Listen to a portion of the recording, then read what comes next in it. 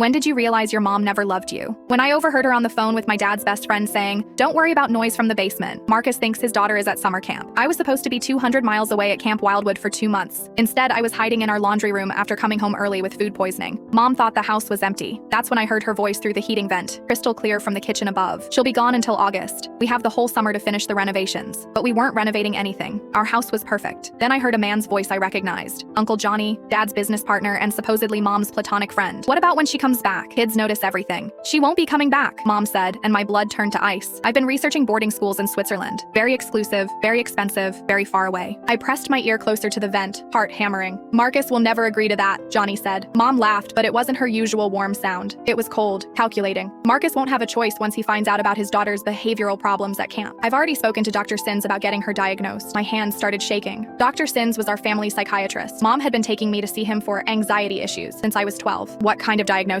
Johnny asked. "Severe emotional disturbance with violent tendencies. Dr. Sins owes me favors from when I helped cover up his little prescription problem. One phone call from me and his medical license disappears." The room started spinning. Mom had been planning this for years. "And if Marcus still resists?" Johnny pressed. "Then we show him the videos." "Videos? What videos?" Mom's voice dropped to a whisper, but the old heating system carried every word. "I've been recording her for months. Every tantrum, every moment of defiance, every time she's lost her temper. Edited together properly, it paints quite a disturbing picture." I remembered all those times Mom had seemed unusually calm during my teenage outbursts, just standing there with her phone. I thought she was texting. She was filming. "You're brilliant," Johnny said, and I heard the sound of kissing. My stomach lurched, not just because they were cheating on Dad, but because of what this meant. Mom hadn't just fallen out of love with me. She'd been systematically planning to erase me from the family. "Once she's safely tucked away in Switzerland," Mom continued, "we can finally be together. Marcus will be devastated about losing his precious daughter, but I'll be there to comfort him. And eventually, when he's ready, we can try for a child of our own." "Our own child," Johnny repeated dreamily. That's when it hit me. Mom didn't just want me gone. She wanted me replaced. I had to get evidence. Moving as quietly as possible, I pulled out my phone and started recording through the vent. For the next 20 minutes, I captured their entire conversation about forged medical records, fake camp incident reports, and Mom's plan to have me declared mentally unstable. But the worst part came at the end. "What if she tries to contact Marcus from Switzerland?" Johnny asked. "She won't. The facility I've selected specializes in complete communication blackouts for therapeutic purposes. No phone calls, no letters, no internet. As far as Marcus will know, she's receiving intensive treatment and can't have outside contact. For how long? Until she turns 18 and ages out of his custody. By then, she'll be a legal adult in a foreign country with no money, no passport, and no way home. She'll probably end up on the streets, or worse. They were planning to abandon me in a foreign country where I'd likely disappear forever." I crept back to my room and called Dad immediately, but it went straight to voicemail. He was in meetings all day. Mom knew his schedule perfectly. Next, I tried Uncle Rick, Dad's brother, but got the same result. It was like Mom had planned this conversation for when everyone who might help me was unreachable. That's when I remembered something. Mom thought I was still at camp, which meant she hadn't told anyone I'd come home early. Officially, I was still 200 miles away. I could use that. I spent the next hour downloading every photo and video from Mom's phone using the family sharing account she'd forgotten about. What I found made me physically sick. Hundreds of recordings of me dating back 3 years. But these weren't just random moments. They were carefully curated scenes designed to make me look unstable. Mom had been provoking arguments, then editing out her own inflammatory comments to make it appear like I was having unprovoked outbursts. In one video, she'd cut out the part where she'd called me worthless and kept only my angry response. In another, she'd removed her threats to throw away my college fund and showed only me screaming, "I hate you." But the most damaging was a compilation video titled Evidence Package that she'd already prepared. 43 minutes of my worst moments, edited to look like a pattern of escalating violence and mental instability. She'd even added fake timestamps to make it seem like the incidents were becoming more frequent and severe. The metadata showed she'd been working on this video for 6 months. I kept digging and found email drafts to the Swiss facility. Mom had already put down a $50,000 deposit for a long-term residential treatment program for severely disturbed adolescents. The facility promised complete therapeutic isolation, with no outside contact for a minimum of 2 years. She'd paid for my disappearance in advance. But then I found something else. Text messages between Mom and Dr. Sins that made everything clear. "Can you backdate some session notes showing escalating concerns? I'm not comfortable falsifying records, Lana. Remember that night at the medical conference? Remember what I helped you cover up? Do you really want that getting out? What do you need? Documentation showing severe antisocial behaviors, potential for violence, recommendation for immediate residential placement. How far back? 2 years. Make it look like a gradual deterioration." Dr. Sins had been creating a false psychiatric history for me under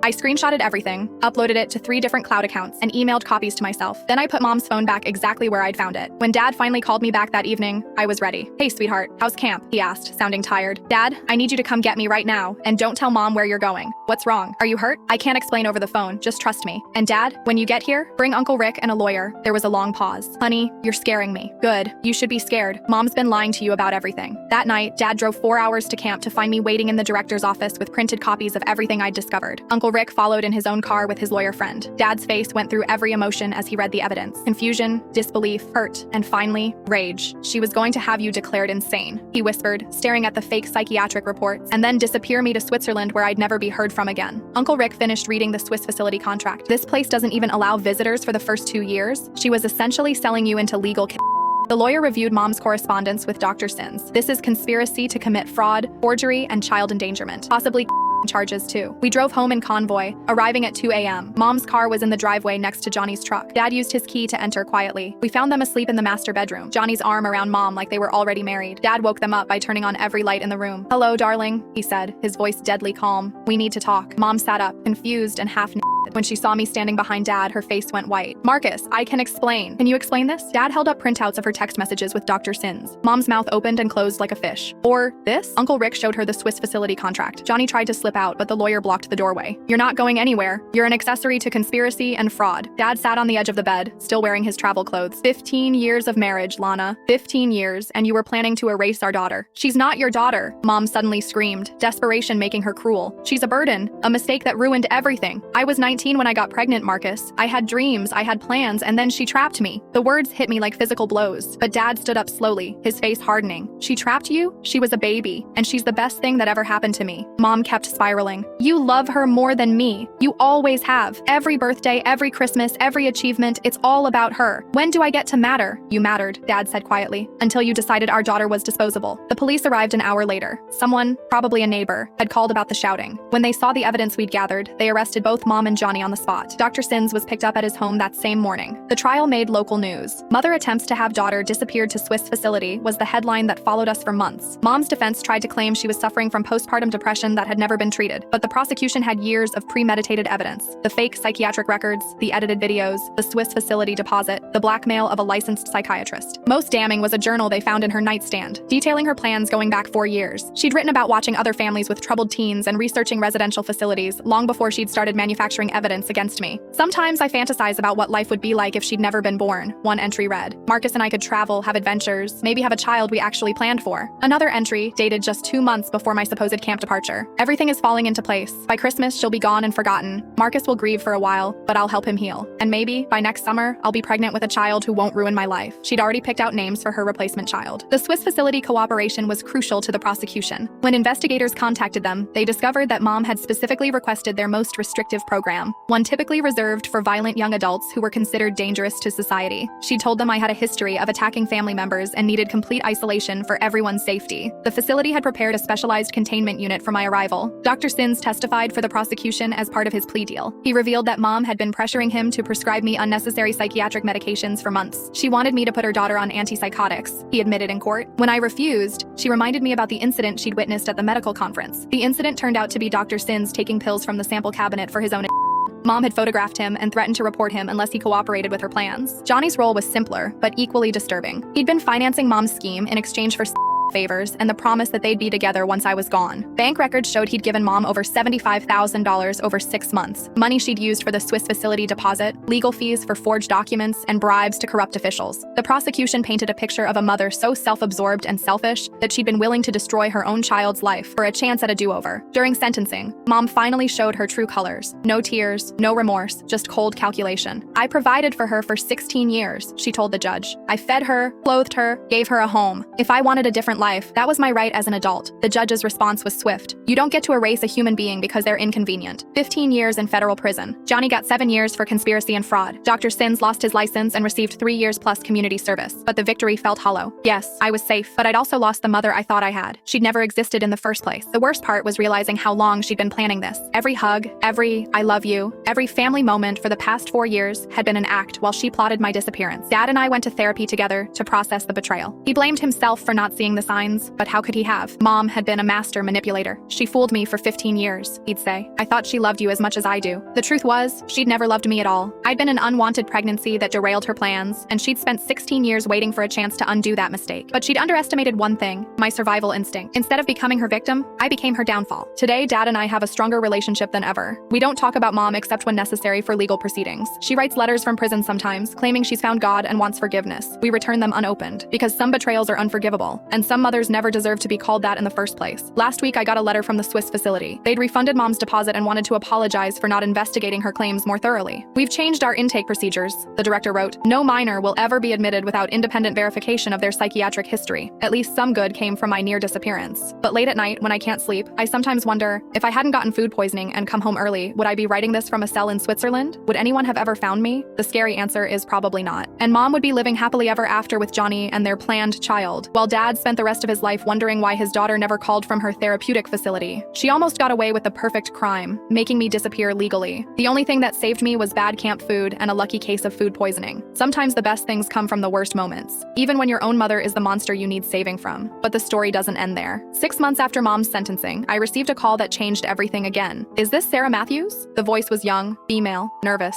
Yes. Who's this? My name is Rebecca. I think your mother was planning to do the same thing to me. My heart stopped. What do you mean? I found your story online, the Swiss facility thing. My stepmom has been talking about sending me to the exact same place. I asked Rebecca to meet me at a coffee shop downtown. When she arrived, I saw myself from 2 years ago, scared, confused, but determined to survive. Her story was eerily similar. Her biological mother had died when she was 12. Her father remarried within a year to a woman named Bonnie who seemed loving at first. But as soon as the honeymoon phase ended, Bonnie began documenting Rebecca's every mistake. She films me constantly, Rebecca said, showing me videos on her phone. And she's been taking me to this psychiatrist who keeps asking weird questions about violent thoughts. The psychiatrist's name made my blood run cold. Dr. Martin Cross. When I researched him, I discovered he'd worked at the same hospital as Dr. Sins and had been investigated for similar prescription irregularities. Rebecca, you're in immediate danger. We need to call your father right now. But when we called, Bonnie answered. Oh, Rebecca's not feeling well today. She's been having some concerning episodes. I think it's best if she doesn't have visitors. Rebecca's eyes widened. I never told her I was coming here. She's been tracking my phone. We drove straight to the police station where Detective Williams had handled my case. He took one look at Rebecca's evidence and made immediate calls. We've been tracking Dr. Cross for months, he admitted, but we needed victims willing to testify. Will you help us? That afternoon, Rebecca's father was contacted at work by police. Like my dad, he had no idea what his wife had been planning. When shown the evidence, the Swiss facility correspondence, the fake psychiatric evaluations, the tracking software on Rebecca's phone, he went pale. She said Rebecca was acting out because she missed her real mother, he whispered. I thought the therapy was helping. The investigation revealed that Bonnie had been part of mom's online network. They'd been sharing strategies for difficult stepchildren and had connected Bonnie with the same Swiss facility. But Bonnie had made one crucial mistake. She'd used the same fake psychiatric evaluation template that mom had created. When investigators compared the documents, they found identical language and formatting, evidence of the broader conspiracy. Your mother was still running operations from prison, Detective Williams explained. She'd been corresponding with other women through a pen pal service, teaching them her methods. Prison officials had missed the coded letters because mom disguised her instructions as general parenting advice. Sometimes children need structured environments to thrive, actually meant isolation facilities are effective for problem removal. The revelation led to a massive investigation. Over 200 women had been corresponding with mom, and at least 30 had begun implementing her strategies. Rebecca was just the first victim brave enough to come forward. More survivors emerged. A girl in Texas whose stepmother had been giving her unnecessary medication to create behavioral problems. Twin brothers in Oregon whose adoptive parents had been staging incidents to justify residential placement. A 13-year-old in Florida whose grandmother had been secretly recording her to build an instability case. All of them connected to mom's prison correspondence network. The FBI expanded their investigation internationally. The Swiss facility where I was supposed to disappear had been accepting American children for years with minimal verification of their psychiatric needs. Many of these children were never heard from again. Mom's network had been trafficking children under the guise of therapeutic intervention. When confronted with this evidence, mom finally revealed the full scope of her operation. From prison, she'd been earning thousands of dollars per successful placement, essentially selling unwanted children to foreign facilities that operated with no oversight. I was providing a service, she told investigators with chilling calm. There are plenty of parents who need solutions for problem children, and plenty of facilities that need patience. I was just facilitating connections. She turned child disposal into a business model. The international investigation led to the shutdown of 4 facilities across 3 countries. 17 American children were rescued and returned to family members who thought they were receiving treatment abroad. Some of these children had been missing for over 2 years. Their families had been told they were making progress but needed continued isolation. In reality, they'd been working in facility maintenance and receiving no education or therapy. Mom received an additional 25 years for human